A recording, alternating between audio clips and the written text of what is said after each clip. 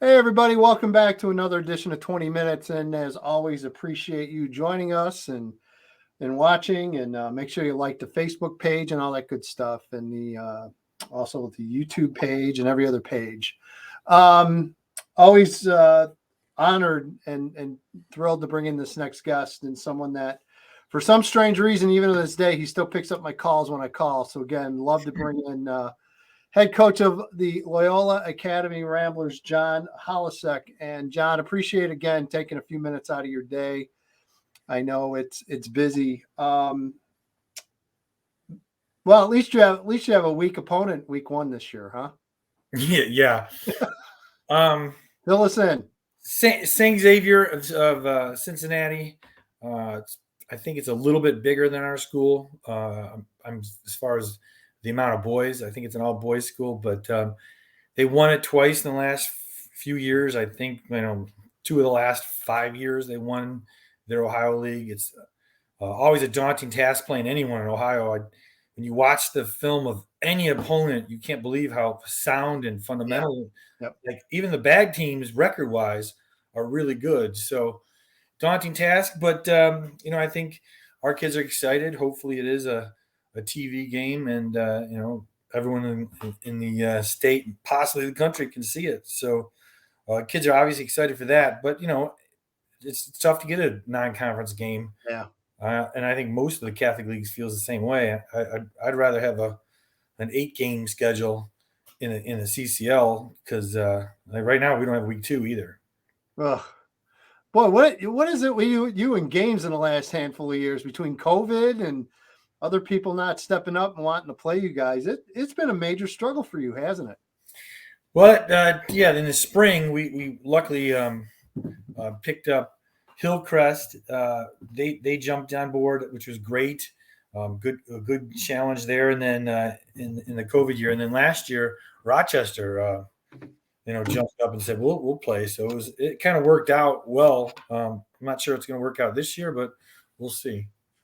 Um, I mean, how much time is spent lining up that schedule? I know obviously your AD isn't heavily involved, but I'm sure you've got a hand in that and involved in those talks. I can't imagine how much time it takes up, especially it seems like the last handful of years compared to maybe years in the past. But at this point, it's just like everyone knows you're out there and you're willing to play. So we're not going to worry about it too much. Open dates are on the website, and hopefully someone has someone fall through and picks us up. Looking back at the fall 2021, obviously another solid run for you guys. You get to the semifinal, you run into a buzzsaw that was Lockport, that ended up winning 8A. What are the lessons? What are the takeaways for you and for your team that maybe you can carry over into this offseason and get you ready for 22? Well, I mean, right away you just see Lockport how physical they were.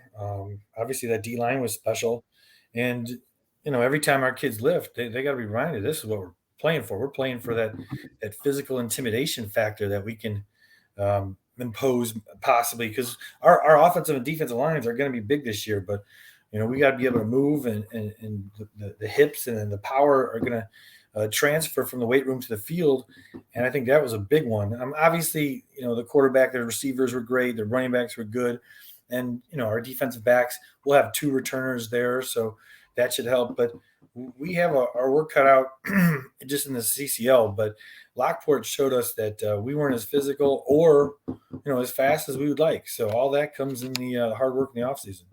And I got to imagine the quarterfinal before it against Lincoln Way East probably wasn't a huge surprise to you either, because I think everyone that saw East last year saw how and again, you mentioned it, and East reminds me of some of those Ohio teams where they might not have superstars from one year than the next, but they just don't make a lot of mistakes. Yeah, I was amazed at how physical those guys were for being juniors, but uh, they play like their coach, right? Tough, hard nosed guys. They discipline. They love the game, and they got enough of them. They got a lot of players coming every year, it seems. So uh, another really tough, solid program that you're never going to see a drop off. Yep. Last few years, I think it's You're definitely seeing a lot more recruiting traction, I think, compared to maybe, I don't know, 5, 6, 7 years ago. Yet with the COVID year, with the portal, with everything else involved in recruiting, how hard was it, especially this year, John, to get those seniors kind of placed and to find them a home? It is difficult. It's just really it's too bad that we played in the spring because a lot of those guys junior year would have been shown off and been on the radars, but a short spring, so you don't have a lot of film, and then Marco being hurt right away and not playing the last 8 games of our season really hurt his chance. Luckily, he got a great school, Colgate, to give him his full ride, but. Certainly the spring hurt, and then the transfer portal is all new. It's just crazy. I think it was Bowling Green that came in and said they're going to take 12 high school kids, 10 to 12 high school kids, and 10 to 12 transfers. Yeah. So at that point, you just switch your thinking like, okay, so our guys might have to go down a level, but there's going to be an option to move up a level. It's just different than what I went to school. It's completely changed. The paradigm shift is there. We got to think like, hey, this is not now your final, destination when you choose a school. If you're lower than, a 1A school, or FCS school, you might have aspirations to go up, and it's an easy possibility. I think Jack Bedovanak, I think Ian Swenson, I had 5 years ago. They're applying for their 6th year. So I'm not sure if the NCAA is going to grant it, but the fact that they have a chance to play 6 years, Yep. What's that doing to all these other high school kids? And obviously everything's pushed back, and you get more or lower numbers every year for the high school kids. Yeah, it's funny you mentioned those two names because I mean there are, and I call them kids very loosely, John. There's like 25, 26-year-old guys that are still have eligibility playing college football. It's crazy. Yeah, it's like we're all BYU now. What is it's funny. What is maybe when your parents come in and they obviously have goals for their kids to move on and play, what's the handful of advice you give them, maybe if they're freshman parents or what have you, regarding, because as you well know, everyone thinks their kid's going to be a major Division I guy. Everyone thinks their kid's going to go to the next level and be a monster player. How do you keep that in check, and what kind of advice do you give those parents right off the bat, first go around, we'll say? Well, thankfully, I don't have to deal with that as much of this freshman year because we don't have too many guys that are starting or moving up or 4 stars as a freshman. Like Brooks Barr, one of our our recent giant recruit. As a sophomore, you saw it. He's got the height, the weight, but not until his junior year, we were like, oh yeah, he's a definite big time guy.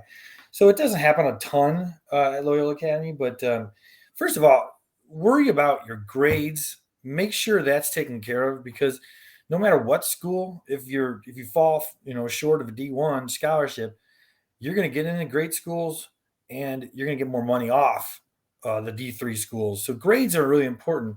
Football wise, listen to your coaches, work out, do what you're supposed to do, and 95% of it's going to take care of itself. I know that there's because we're at Loyola Academy and we're big enough and we're enough success football wise, we get enough college recruits. But even if you're not in a Loyola Academy situation or a big 8A school, you're going to have the edgy Tims out there that are going to promote you. So it's mostly done. Just take care of what you can take care of and stop worrying about recruiting. It's so aggravating to me to watch kids just stare at Twitter and just be upset that they don't get this off or this guy. And then they're like, oh, I'm better than him. Hey, it's all going to work out. I like to say I was the last scholarship given in my class at Illinois. I had to wait till February for the offer. Yeah. I started 4 years. So it's not how you get there. It's just when you get there, do your thing on the field. And most of it, almost all of it, takes care of itself. Is it harder now? Because, I mean, let's face it, it's getting younger and younger in the process. I mean, there are people out there evaluating and scouting 2025s and 2026 kids that haven't even come close to scratching the varsity level yet. How difficult is that as a head coach to kind of have to deal with? And does that add on to the already high expectations? Well, thankfully, like I said, there's not a ton of those guys coming to Loyola, but yeah, the fact that you have schools trying to offer or looking at kids because their potential, but that's why you have small schools beating big schools. That's why you have an Appalachian State that's going to beat Michigan once in a while. That's why you have the Texas San Antonio running through the Big Ten. You have those lesser recruits that might take a little more time to develop, and they're going to go to a smaller school, but that doesn't mean they're less football players or less talented football players. Yeah. In the end, you want to get those 5 stars early, but are they content to rest on their laurels and not work and not study and think they could do it just physically because they've been told how good they were their whole lives? So none of that applies to how I coached, how I grew up, how I played. The only thing that I could say is the more work you do, the luckier you get in recruiting, in life, and football. So yeah, that's my take. No, it's great. As far as some of the guys, your 2023 classes, you mentioned Brooks Barr. And I remember you and I talking about him his sophomore year and seeing this kid and just thinking, wow, just wait till that growth spurt comes. And once it starts to catch up with him, look out. And that really has been the case with him starting with that junior year fall season. What's his upside? What do you like about him? What should people know about Brooks Barr? Well, he's all 6'6", giant feet. Giant hands, long arms. He played 245 maybe in the off season. Probably a month ago, one of the college coaches were in the weight room and walks by and how much do you weigh? He said, oh, like 255, maybe 250, high 250s. He gets on a scale and he's 270. So he looks like he's 250. I mean, he's skinny. So for him to be a 300-pound monster is a couple years away, maybe. I mean, it could be next year because he's a lean-looking 270, 275 now. So just that size and the mentality he's got. So his upside is giant. He's more of a 4-eye. I don't think he's going to be a pass rush edge guy, but he could move inside, he can flip the offense and be awesome there. But certainly he's going to be big enough to be a 3 technique or a 3-4 4-eye guy is what I would think his best position would be. Was it for him? Was it just a confidence thing this past year? Because it seemed like right out of the gates, he was pretty fired up, and it just seemed like his game progressed as the season went on, and you could just tell he just looked more confident. Yeah, like everything, the more you do, the more confident, more success, more confidence, and then more success on top of that. He plays up to his competition. When we're in a tough game, when he has a good opponent, he always matched him. So it was good to see. His maturity was evident. Another kid, Jake Stearny, your quarterback. Again, just a good-sized kid, bigger kid. Just some thoughts and your take on Jake. Jake's upside's huge too. I think he's taller than me, so he's probably 6'2.5", 6'3" now. He's a little skinny, but when his metabolism slows down and he gains strength, you're going to see that in his arm. He's got a good arm now, but at 22 years old, this kid's going to be a beast because he'll fill out and he already runs well. So when he can lower his shoulder and really deliver, it's going to be good to see. He's just a little bit thin, I think, for the big times, but he's going to be all of those intangibles he's going to have, and he's going to be that guy that you want the ball in his hands late in the game. So we're very fortunate to have Jake coming back and excited to see what he can do. It seems like the last handful of years, you're kind of developing in a tight end high. It seems like every year you've got these gigantic tight ends. And tell us a little bit about Jack Parker. Yeah, 6'3", 6'4". He's 250 now. I think he could do both. More like he could be an H-back and move around and do some blocking, but he looked good running routes and putting his hand down. So him and Jack Fitzgerald really locked that position down. Jack's another big kid. I think Jack Parker caught a few more balls, but both of them are talented and probably can play a few different positions on the field, which you'll probably see this year. And then the other 2023 I want to talk about is Big Michael inside, and I'm gonna I'll end up butchering his last name, so I'm not even gonna try. But again, just a really, Big Kaz, real big, strong, physical kid. Just your thoughts on him going into? Well, he's working hard in the off season. He's lost some weight. He's got better feet. I haven't really seen him. We'll see him hopefully tomorrow. We'll do some testing. But one of those kids that knows what he needs to do, and he's hopefully taking care of that. The better his feet are, the more upside he's going to have, and that's what he's working on. He's working with Olin Kreutz, so pretty good tutor. Yeah, he might help him a little bit. So, there's been various issues that have gone on. Recently, 6A through 1A is deciding to go 1 through 32, which I think is wonderful. Has no impact really on you. What's the next thing, John, that IHSA needs to tackle and take a look at? I know that I had Mark Grounds on from the High School Coaches Association, and he had talked about they are moving forward and trying to get scrimmages with other teams involved in the contact days, which I think is a great idea, where you'd be allowed to, actually be allowed legally to go scrimmage other teams outside of whatever you can do internally, as well as they're working towards getting an actual scrimmage game on that as well. Is there something else in your mind that they should kind of look at and maybe try to tackle? What's the next possible big issue for them? Well, that's I think would be a good step, because you have a lot of schools that move on or go to a college camp, and if you have more than one schools, you can kind of scrimmage depending. You do 3-on-3 drills. We don't do that, thankfully for us. I think we have enough competition and talent between ourselves that we don't have to do that. But certain schools can do that, have the money to do that, and other ones are going to be left behind. So if you put them all in the same situation with a scrimmage date, like most of every other state around here, then I think that's going to help the development of football players, and generally the athletes will benefit, and you're going to see that in the recruiting too. It's hard that first game, knowing what you have, what you don't have, how you match up when you don't have it. And Wisconsin does it. I know Ohio is before us, so. Yeah, I think that's just a common sense. Match the other states that are having success doing that. As far as the Catholic League is concerned, as you mentioned, I mean, nothing soft there. I know that we've had a recent change, 3 new schools brought in, which I thought was a really good move to maybe try to stabilize those smaller enrollment schools.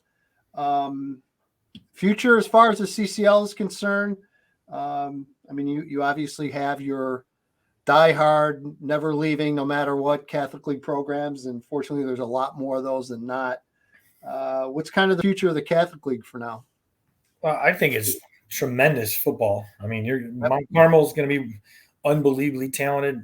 Brother Rice always going to be solid, and now Marist is in the blue with us. So really, really tough top division. I think the second divisions are all going to be good. The top half, you don't have to worry about. You're not going to have change. The bottom half, you might have some turnover, enrollment-wise, when I say that. But, heck, when you have a Joliet Catholic in there, you know there's going to be a lot of good football being played in the Catholic League. And I don't see any type of step down this year. I think there's going to be a bunch of really good teams competing for that state championship again. Is there a team out there that you've always wanted to play but haven't yet? Who would it be? Nobody. Come on. There's always got to be somebody. Not really. The teams I don't like to play are the ones that give you a lot of headaches as far as formations and schemes, just because we don't see it a lot. Right. Which is the wing T. I couldn't even imagine trying to game plan Prairie Ridge and Cary Grove. I don't want to play them. Yeah. Oh my gosh, Joliet Catholic last year would have been a nightmare. Yep. So those are the ones I don't want to. As far as anybody, I remember growing, when I first took over, I was like, holy cow, Wheaton Warrenville South had it rolling. Yeah. Yep. Wheaton North got it rolling now too. Those guys, that was the team that I thought consistency, Yep. the 100%. level of technique that you see in their kids. They don't make mistakes. So we don't see a ton of those the DuPage Valley teams, but that could have been interesting. I thought Batavia might have scheduled this week 2, but that didn't work out. Yeah, I'll take any one of those you mentioned. I think those would be great games. I'd go cover every one of them if you're able to line those guys up. So that would be a lot of fun. Hey, I know you're busy, so I'm going to cut you loose. But again, always appreciate you taking time and joining me, and I'm sure I'll run into you sooner rather than later. And stay healthy, stay safe, and we'll see you soon. I appreciate it. Have a